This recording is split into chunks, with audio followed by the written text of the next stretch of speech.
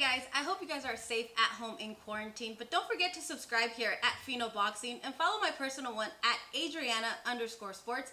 And guess what? We're gonna knock out this coronavirus. Bop, bop, bop. How's it going, everybody? Here with title contender Ronny Rios. You made a name at the 122-pound division. Last time we saw you out was when you were stopping your opponent at the YouTuber's card. First and foremost, how are you dealing with this whole situation? Obviously, being away from the gym and staying busy. How are you maintaining your shape? Believe it or not, we're back at the gym already. Yeah, not our gym. We're at an undisclosed location. But we got everything we need in there. You know, we got the ring, we got sparring, we got the bags, so we got all that stuff. We got the coaches, and but we are being careful at the same time. You know, it's not a lot of people. It's just a handful of us, and we're sanitizing everything before and after. You know, taking the regular precautions, but at the same time, we're training very hard, man, very very hard. So it's one of the things that we've been doing. Yeah, we definitely got to be safe. Like you mentioned, you got to stay in shape. I know Golden Boy has been having rumors about possibly returning in July. Have you gotten any advice of when you might return back in action? Would that be in July or in August, or do you have a target date? No, they never said a specific date. They mentioned those 2 months, and then when they told us those 2 months, right off the bat, we started going to the gym and we started sparring. You know, we started doing all this stuff, all that stuff that goes into the training camp, like spraying, sparring, eating right. Obviously, is the most important part. But the thing about me is like I've been able to keep my weight down this whole quarantine. I mean, I'll cheat here and there on meals and stuff like that, but it wasn't excessive, you know. Yeah, it's definitely got to be difficult to make 122 pounds. I mean, especially being 5'7", 5'8". So I'm sure it takes a lot of work and dedication to make that weight. It does take a lot of time, but I just think it's not. To be honest with you, it's not just making the weight. It's performing to the best of your ability at that weight. There's so many fighters that are huge and they make weight, but then the next day, you know, they get tired or they're not putting their punches together. That is the most important part. And at 126, it's weird because I was a lot younger, and I would say I was a lot less disciplined on what eating and training stuff, and I would struggle a lot more to make 126, 128 than I did 122. Wow. Okay, that's crazy that you think about that. Obviously, it was Yeah. more difficult to make 126, the featherweight limit, instead of the super bantamweight. But you made it no secret, man. You want to get another title opportunity. But right now, I mean, when you look at the names you have beaten, Andrew Concert, Jackson Velez, obviously you made Diego Delaway quit in a sense. Efrain Esquivias, Rico Ramos, Roy Tapia. Do you think you're one of the most underrated 122 pounders today? I wouldn't say underrated because I mean there's some people that talk about me, but I don't really pay too much of attention to what is said about me. I used to before, but not anymore. Now it's just I don't really focus on what people are saying. You know, I don't care if I'm overrated, I'm underrated. I just got to go out there and I got to perform to the best of my ability. I got to give myself the best opportunity I can to win these fights. Yeah. Well, when you had obviously that world title opportunity against Ray Vargas, at least the media section had the fight a little bit closer than what the judge had it. But what can you take away from a loss like that and apply it to, whenever that another opportunity or world title comes? I think the most important part I learned from that fight is, to be honest with you, is just how to deal with that situation mentally. You know, like I hear all these fighters talk about how mental aspect and stuff like that. And before I used to be like, oh, you know what, I'm just gonna go out there and perform. But now I get that sense in what they've talked about and what they preach, and it makes a whole difference. You know, you can get ready for a fight. For that fight, I was 100%, man. Physically, everything was good. Sorry about that. Everything was really good, really, really good. And it's just like the day of the fight, I just felt like I choked, and I wasn't the best, you know, to my mental side. Physically, I was in the best shape ever, but obviously, um, it just wasn't all there up to par, and that's one of the reasons why I want that rematch, man. I want to see where I stack up now as opposed to before. Yeah, no doubt, no doubt. I mean, there was talks before that you were going to get a crack at Danny Roman, the unified champion at that weight class. Obviously, a loss against Akhmadaliev. What's the plan moving forward? I know Ray Vargas is now working with PBC. Do you think you can maybe get a crack at maybe Navarrete at 122 pounds, or if you can't get that rematch with Ray Vargas, or obviously with the zone, if you could get Akhmadaliev? I know they mentioned Brandon Figueroa for the gold. I know Okay. that we're mandatory, and that's what we're trying to get ready for in the future. Hopefully, July or August. And That's one of the fights that we want is Brandon Figueroa because that's who is mandatory. As a fighter or as a person in general, when somebody tells you a mandatory, that's you're next. I fought 3 times last year and I did my dues, and now they're like, okay, now you're the mandatory. So that to me is like now it's my time. Yeah. That's Yeah. where I We'll want see. to. Yeah. Yeah, that would definitely be an exciting fight against Brandon Figueroa. When you picture that fight, how do you see you coming out victorious on fight night if that takes place? If that fight takes place, I don't want to reveal too much because obviously game plans. Yeah. But let's just say I can fight either way. I can box. I can come because I know he throws a lot of punches, so we can match that output. I've never fought a fight. I did where Vargas that threw that many punches, but I think I can match his punches and also I can do something else too besides that, which is box. Yeah, no doubt. I would imagine that one of the goals for you and your brother Alexis Rocha is to have a world title at the same time. Obviously, Yeah. he's a little bit younger than you. What kind of advice did you give him? The fact, he's still, one of the most underrated 22-year-olds in boxing today, 16-0, 10 knockouts, making a name for himself at the welterweight division. What kind of advice does a big brother give to Rocha? I think the advice I had given him was don't overthink fights. That's the most important key. Because, like I said, you can get ready for fights like all you want. You can do all this strength and conditioning. You can do all this. You can train 6 days a week, 3 times a day. But if you don't go out there and you perform on the spotlight, like Mayweather said, then it doesn't really matter. It's just like he said, like Mayweather put it best. These guys are the best fighters in the gym, but that's what they are, gym fighters. It's not when you're underneath the lights. When you're underneath the lights and you can perform to the best of your ability. So that's what I told him. I was like, you know what? You train to the best of your ability, and you go in there confident with your coach. You have to have that confidence in your coach. I've had the same coach my whole career, despite having 3 losses, man. Amateurs, pros. I refuse to get rid of my coach because I don't blame my coach for my mistakes. I take full responsibility for my mistakes. And you know what? Now it's time to move on. And we have. So that's why I told Lex, don't focus on what people are going to say. You're going to read all these comments. All these people are saying negative things. Don't focus on that, man. Just go into the fight 100% in your mind. That's the most important part. Boxing is more mental than it is physical, to be honest with you. Yeah, that's definitely great advice to Alexis Rocha.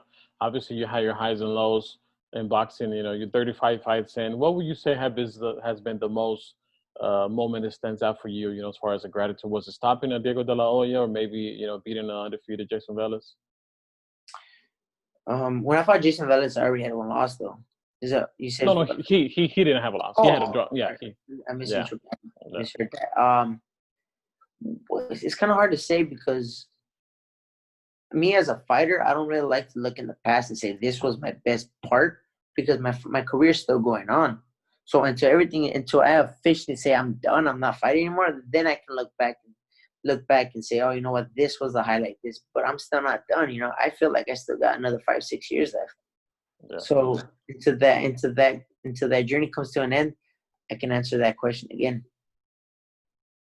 Yeah, no doubt. I mean, obviously, you just turned 30, so you definitely have a great future ahead of you. Hopefully, the best is yet to come. When you look at the 122-pound division, like we mentioned, obviously you fought for a world title. Brave Vargas has that boxing style that fight fans don't like, in a sense. We usually see, kind of see him get booed at fights. When he fought you, he got booed. When he fought Kameda, he got booed. What do you think is the best style, at least for you, or that you try to eliminate? I mean, try to display on a fight night? Best style.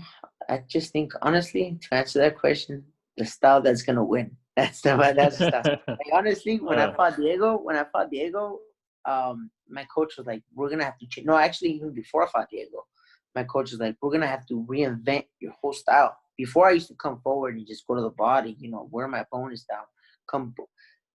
So when I came back after that Zalt loss, he's like, "We're gonna have to completely reinvent you." And I was like, oh. He's like, "It's gonna be hard." He's like, "Okay." And I was like, "Some people might not even like it." He's like, "We're gonna counter." And I was like, "Damn, this is before the Diego fight." And I was like, all right. It was hard for me at first to change it, going from coming forward, going to the body, having people trade there, to making them come forward, sidestepping everything. So at first I was like, man, I don't want to be a boring fighter. But sure enough, these last 3 fights, I've been countering him. I've been getting the job done. It's been getting the job done, I should say, in a good fashion too. So Yeah, definitely. I mean, stopping your opponents, and obviously it's definitely working out for you. Talking about that fight against Diego De La Hoya, I mean, you were the underdog in a sense coming into, even though you were part of Golden Boy, but just the immediate sense, when you look at it, he's facing the De La Hoya in a sense, knowing that you might have to get the knockout to get that win. Obviously you were able to stop him, I believe, in the 6th round. Take me through that last round when Diego De La Hoya decides not to continue. So it was funny because during the whole fight, not just that round, I was like, it's kind of hard. I was in the zone, like completely in the zone. Like every time I would come back to the corner, I would sit down. I remember Hector was like, he's hurt, he's hurt with that hook. Keep going right downstairs to confuse him, keep going right to the body. And then when he fell in that last round, I kid you not, I didn't expect it. I was, like I said, I was in the zone. I was like, okay, I got to get this job done. I was like, I honestly thought it was going to go 12 rounds. So I was like, we got to put a good boxing display from round 1 to round 12. So when he fell, I was caught by surprise. I was like, holy shit, like he fell. I was like, damn. I was like, oh damn. So when he fell, I went to the wrong corner. And then that's when I went to the wrong corner, my coach was like, go to the opposite corner. So then I went to the opposite corner. I remember I looked at my coach. I was looking at my coach for instructions, but I couldn't see his face. So I was just like, okay, when he gets up, because I thought he was because I saw him getting up. I was like, when he gets up, do this. I need to do this. This is working. This is working. So I was looking at the referee, and I had no idea they were going to stop it. I was just like, okay, we're going to continue to fight. He's hurt. Just keep wearing down the body. And then when I saw the referee wave the fight off, I was like, holy crap. I was like, wait, it's done. I was like, it's over. Like, damn.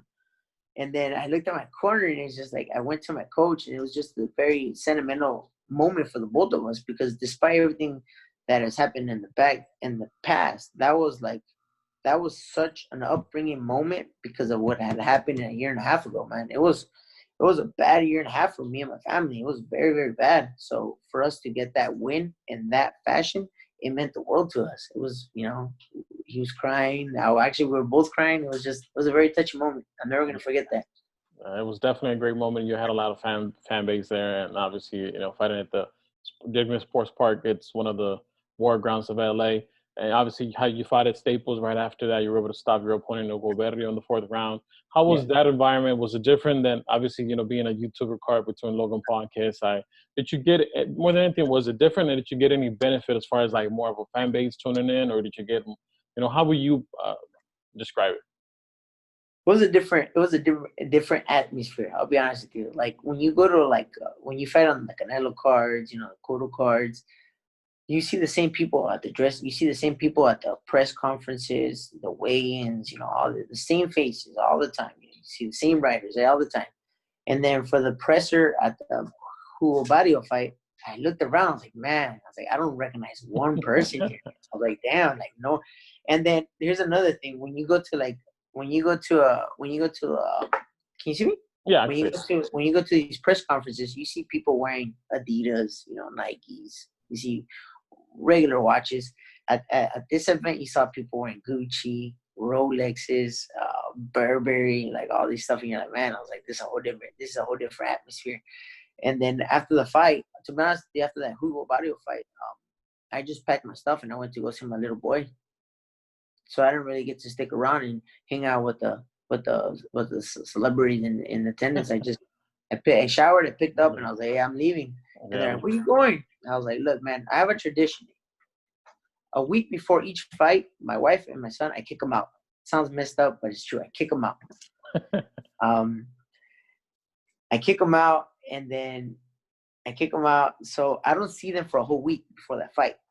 So after that fight, I was like, man, I miss my boy. I miss my little boy, like because my wife was, I think she was on a vacation or something. She was like on one of her friends' bachelor party. So I was like, I'm leaving, and they're like, hey, what about the press conference? Like, I tell them, thank you for the opportunity. Next fight, I'm gonna go see my boy, and I left, man. I didn't go see like all the celebrities in attendance. I just went to go see my boy. Yeah. Well, you definitely made the right choice. Family is everything. Yeah, we didn't see you post-fight, so I obviously wouldn't get your reaction as far as how was that environment. Obviously, it was different. The crowd was different. It's a little bit younger, a lot of celebrities, But overall, do you think that's good for boxing to have YouTubers slug it out? I know there's a lot of people that were kind of upset about that, but I just think they're bringing new fans to the sport. Why not? Like, I think the capacity at the Staples did well. Like, why not do it again, or why not do something different? I mean, I thought it was good. I think it's okay to bring new people, new celebrities to fight each other. Like, it's just different. It's a different publicity. Yeah, no, we definitely need a more of a bigger fan base in a sense. So, but do you think, a fighter like you, or if you were growing up, do you think you could take a chapter from what, Logan Paul did in KSI to bring more attention, to have a bigger name? Do you think you could apply that either, for the rest of your career, or something you should have done, early on to create more of a fan base?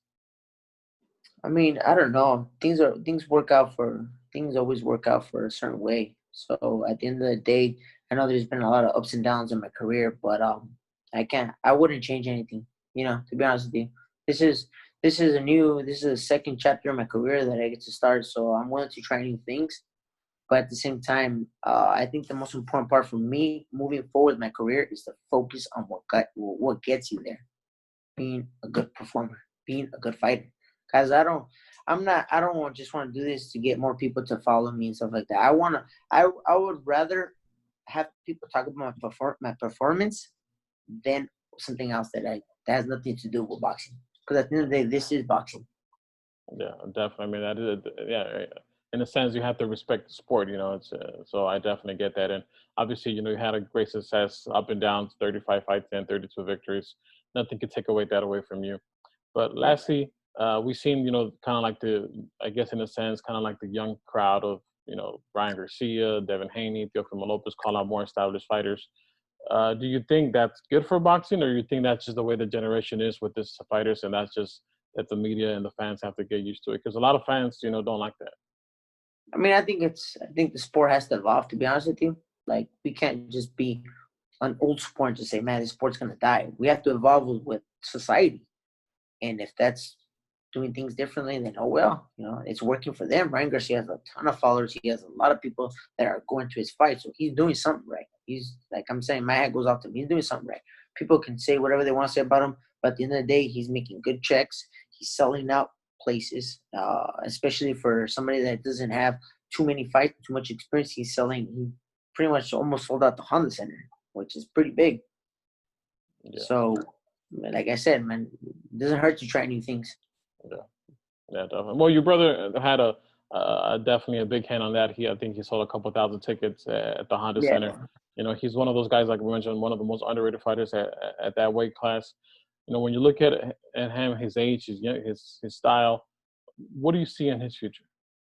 Hold on. Can you hold on for just a minute? Yeah. My phone's about to die. I'm going to charge it. Is that okay? No worries. Yeah, definitely. No question.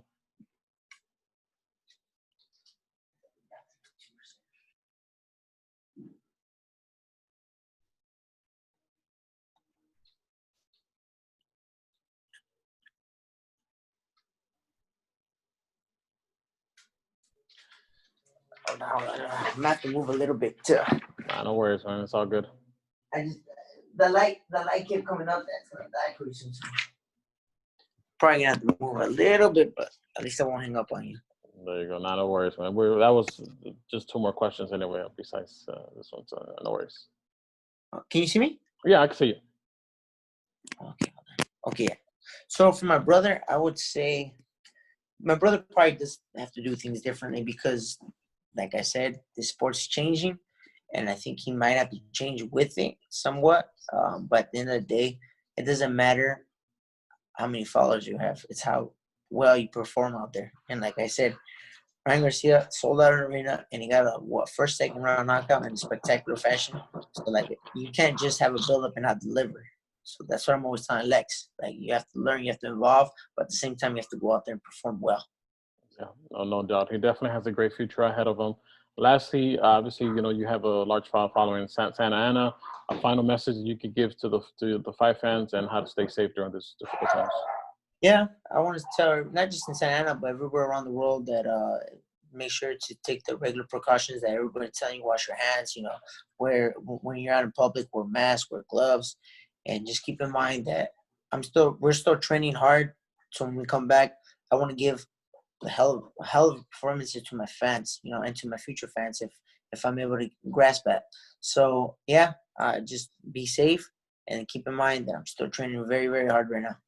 Ronnie, thank you so much for the time. We can't wait to see you back in action, and obviously contend for another world title in the coming months. Thank you so much, and you stay safe, you and your family, and thank you once again. Thank you, Ronnie. Have a good one. You See you too. soon.